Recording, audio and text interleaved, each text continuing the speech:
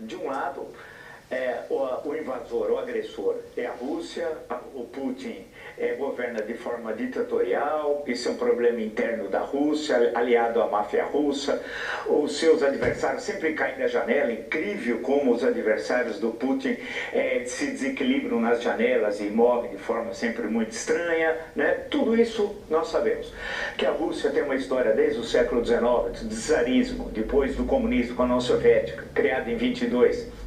Demarcada pelo totalitarismo e, ao mesmo tempo, por paradoxal que seja, tem uma cultura fantástica, maravilhosa. Como é possível, em 2 séculos, 19 e 20, ter uma literatura, depois, quando foi possível ter cinema, artes plásticas, música, como tem a Rússia? Eu não consigo entender esse brilhantismo cultural em meio ao sombrio panorama político de 2 séculos. Bem, mas vamos à questão da guerra em si. É bom lembrar que a União Soviética terminou no Natal de 1991. 1990. A Guerra Fria, a data que os historiadores acabam marcando é 9 de novembro de 1989, a queda do Muro de Berlim.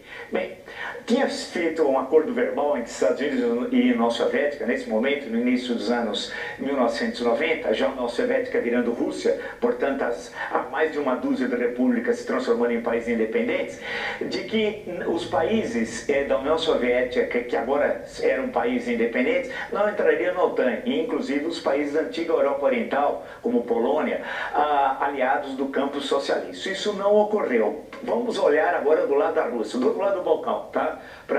Não é justificar a agressão, os crimes de guerra, nada disso, mas vamos para o outro lado do Balcão. A Ucrânia entrar na OTAN significaria quase que fechar um círculo de ferro, usando uma expressão de outra época histórica, um círculo de ferro em torno da Rússia pela OTAN.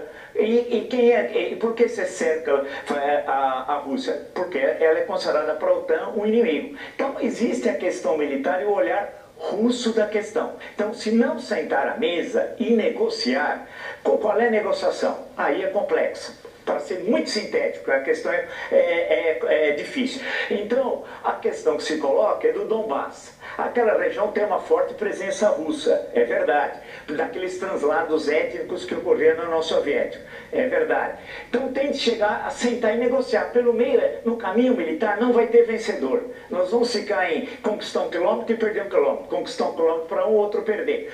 O Brasil pode jogar um papel importante. Pode parecer um absurdo o que eu estou dizendo, mas o Itamaraty está tentando fazer isso. Sentar na mesa de negociação, o Brasil, é bom lembrar aquele episódio do Irã. Vamos lembrar a tentativa de um acordo Brasil e Turquia auxiliar o acordo entre os Estados Unidos e o Irã. Acabou não dando certo por outras razões, né? Nesse caso, sentar no campo primeiro dos BRICS, vai ter a reunião dos BRICS, depois agora temos aí uma reunião da ONU, né? E buscar uma negociação, porque sem negociação, pelo meio militar, essa guerra vai se estender. Quem perde? Primeiro, a tragédia humanitária ucraniana.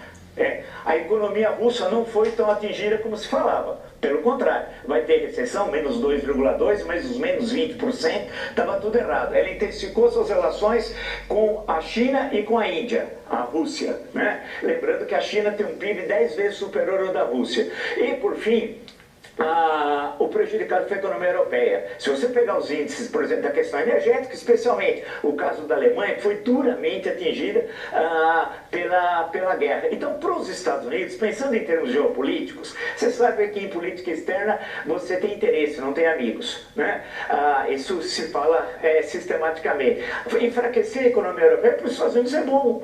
É bom lembrar, e por fim, o presidente Eisenhower. O presidente Eisenhower, general, comandante das forças aliadas na Segunda Guerra Mundial, ele foi 2 vezes presidente da República, eleito, 52 e 56. Ele falava do complexo industrial militar, que queria a todo momento guerra para ganhar dinheiro. Ele, um militar, e um grande militar, por sinal, um grande comandante militar. Então, a extensão da guerra da Ucrânia favorece a indústria bélica, inclusive testando equipamentos.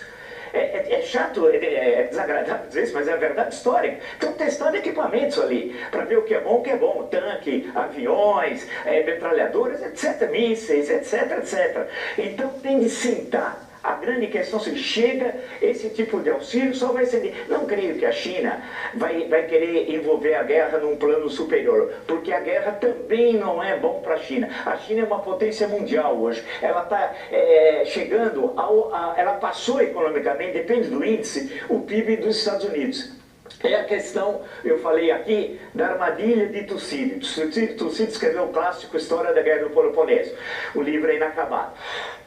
Qual era a potência dominante? Esparta. Qual é a potência emergente? Atenas. Ele fala, vai ser um conflito inevitável, porque a potência emergente vai bater de frente com a potência dominante. E deu na Guerra do Peloponeso durante mais de 3 décadas. E a Grécia, a partir dali, entra numa crise que vai levar depois à conquista macedônica, etc, etc.